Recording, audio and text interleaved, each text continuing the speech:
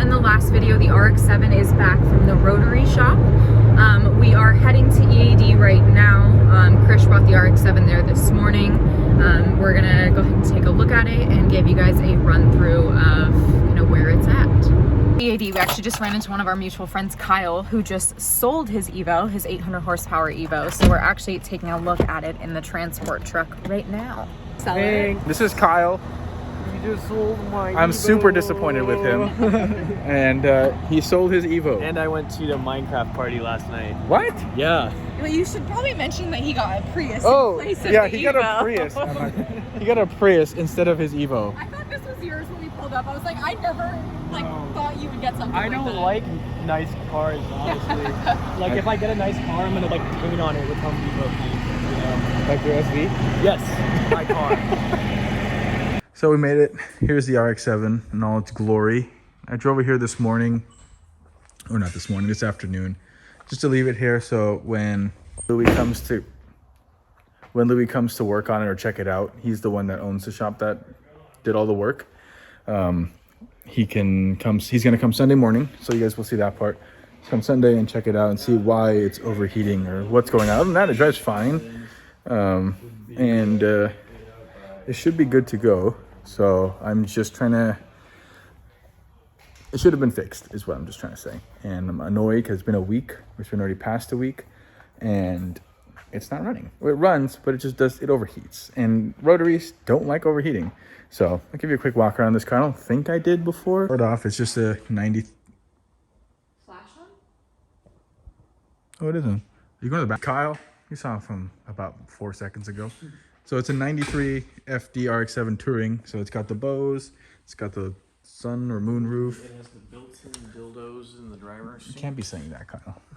Can't be saying that. You can't. Anyways, You can't hit that. you can hit it now.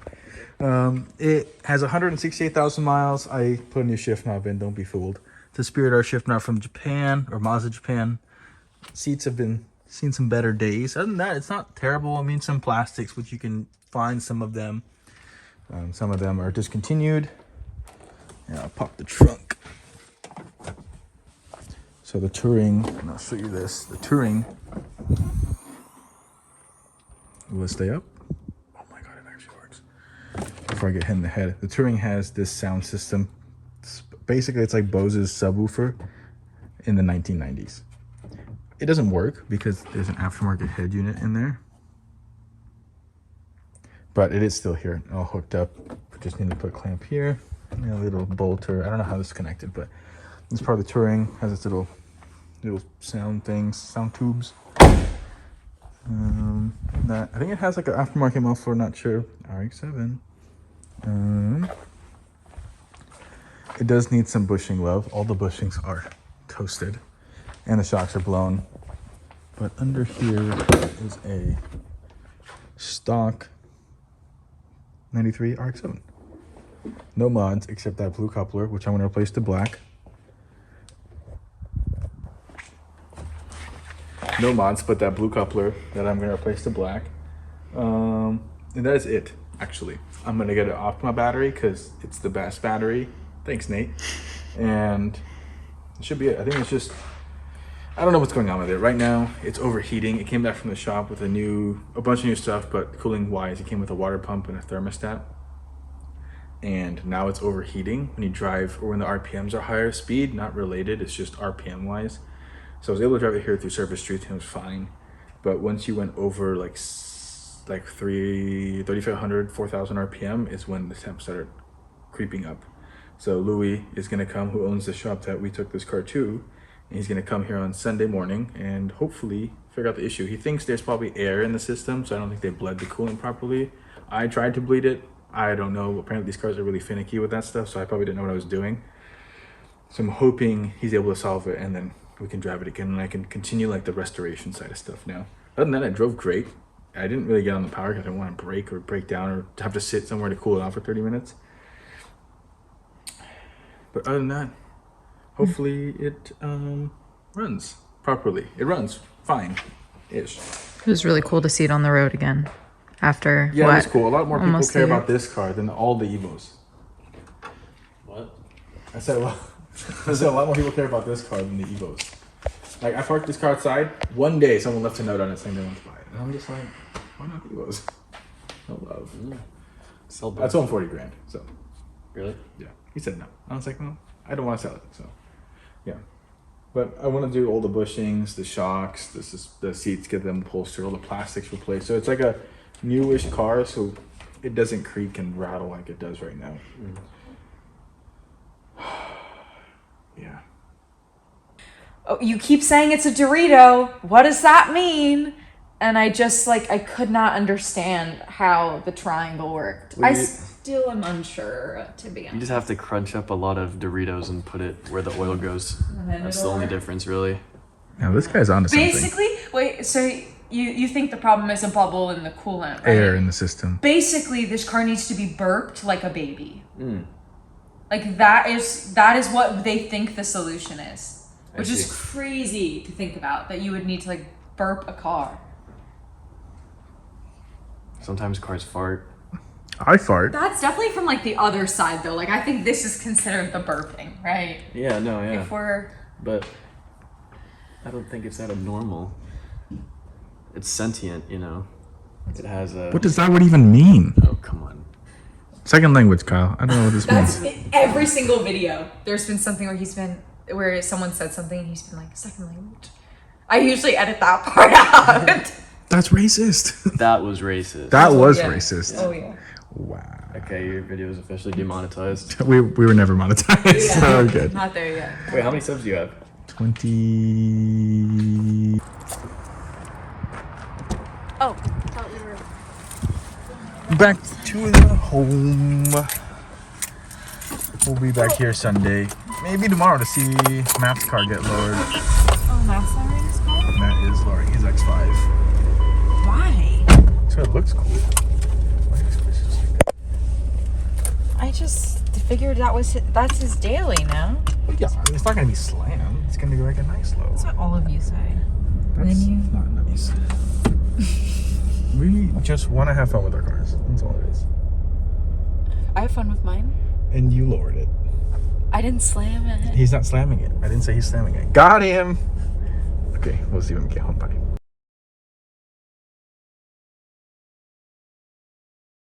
Alright, so we're at the shop. A little early, apparently. So, we're just waiting here. RX7's still here in the spot. Just waiting for... I don't know how much we're going to be filming when he's here. I'm not the most stoked about this situation, so I don't know how much I have it in me for it. But worst comes to worst, I'll give you a full recap whenever it's done. I don't know how long it's even going to take, but it shouldn't be that bad, I'm hoping. It's her truck, so I cannot hear.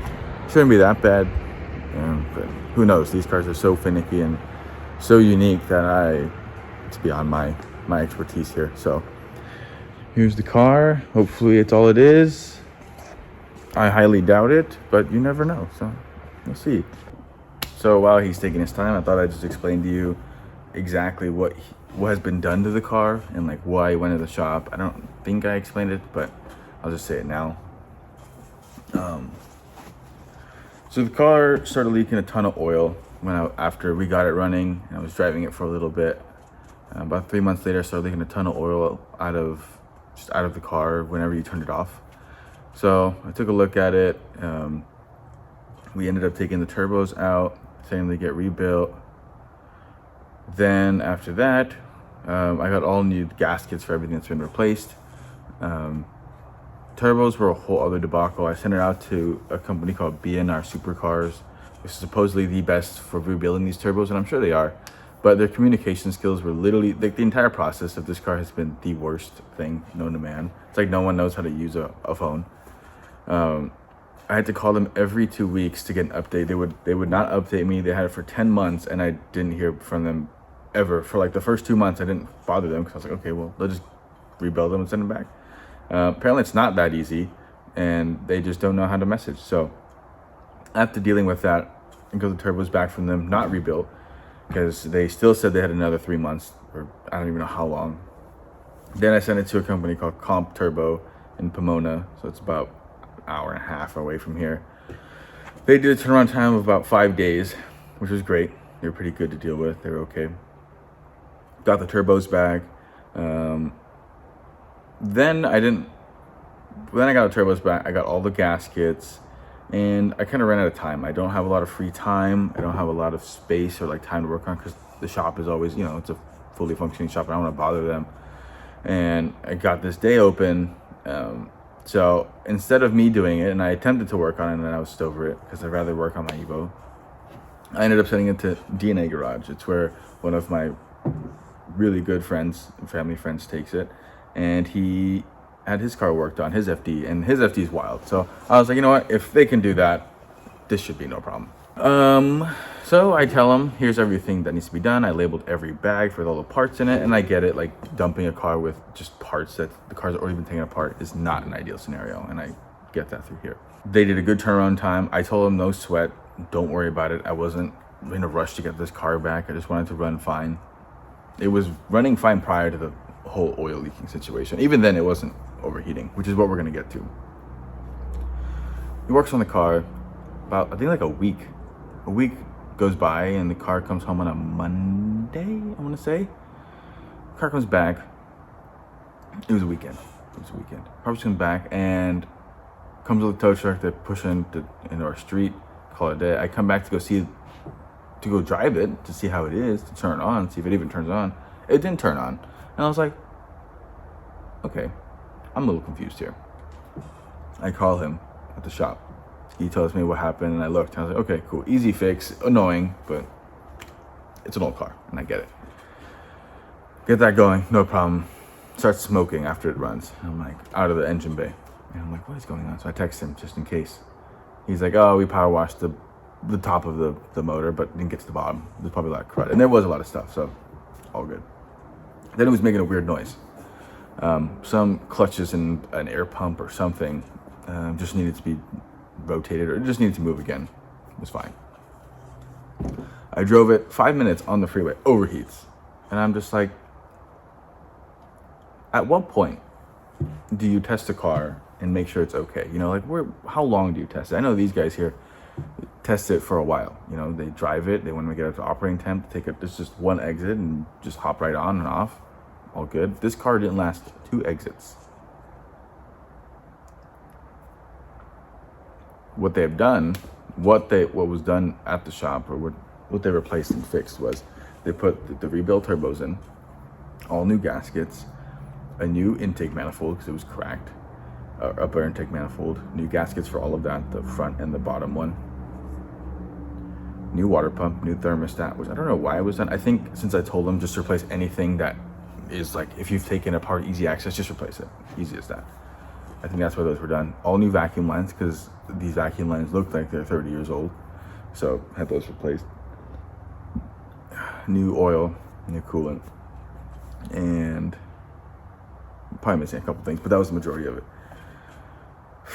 And it wasn't cheap, right? It was like $3,400. At least to me, that wasn't cheap.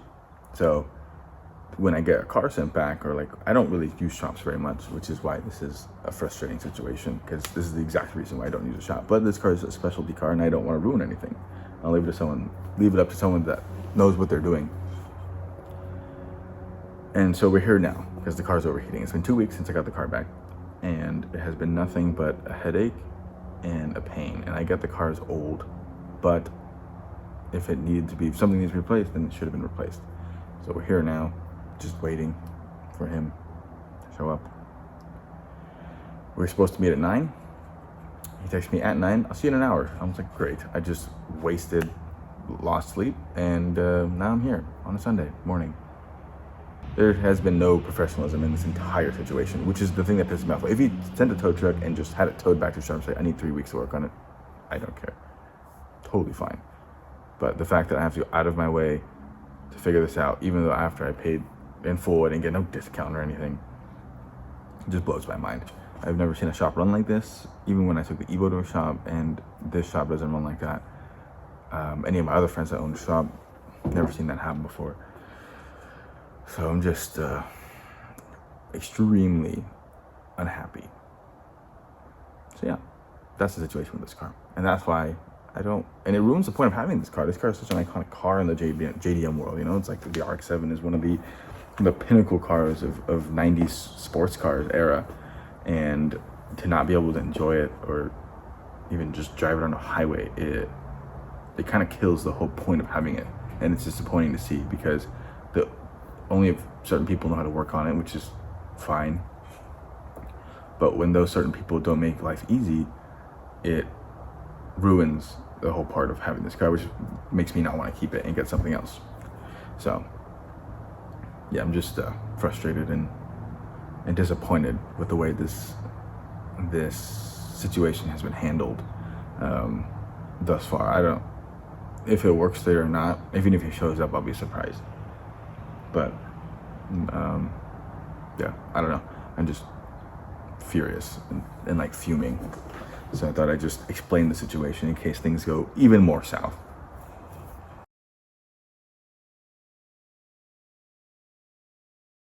Are we vlogging now? We're vlogging. Okay. This is Brennan. Welcome to my event with Rap Labs. Whoa, too close. What is this event, Brennan?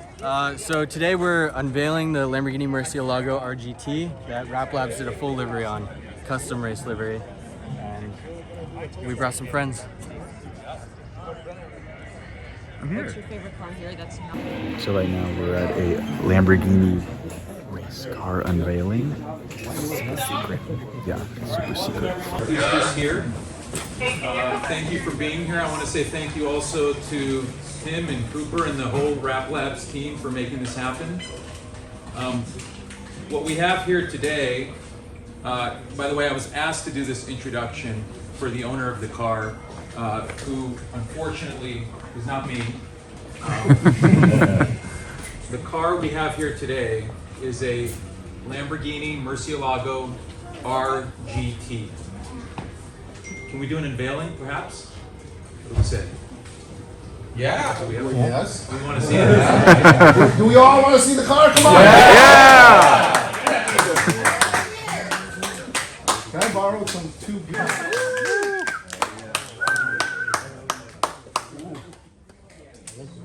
There's a little bit of difference there, Thomas. A little bit, right? Yeah. This is very different from the last time I saw it when it was in basic flat white paint. But if you look closely, you can see that it's retained some of its battle scars from racing. Times. This is Rob. It's Rob's birthday, so tell him happy birthday. Happy birthday to me. This is Rob's. Is this a cup car technically? It's a gobbledygook mix of. It's a Gabagoo race car. It's got a VIN number. That's true. It is a street car. It's far from street legal. Yeah. Basically, it's just one giant tax write-off that goes really fast. So, GT4 street car, 4.0 liter engine built by BGB Motorsports. Fully built, you know, titanium connecting rods, pistons, forged, everything, you name it. Hasn't hit the dyno just yet, but we're running it on 98 octane Sunoco, 260 GTX race fuel. But the kicker, she still stick. It's got the best transmission and the only transmission you should ever have. The 6 Lawrence gears transmission. disappear. And 3 pedals. Of course, they're not really connected yet. You got a but Tilton box? I do. So all this stuff has to be kind of like tucked away, you know, and cleaned up. But We'll just blur that part out. you know, race cars always work in progress. No, I know that. So it literally never ends. Oh, it never does. So shaka bra. Ooh, I mean, how often can you just pop your door off and be like, yeah, I feel like driving a Jeep today? So I guess I'll just lean this up against the car for now. Full carbon fiber door. Carbon fiber 4. Barb and Biber door. Cabron fiber.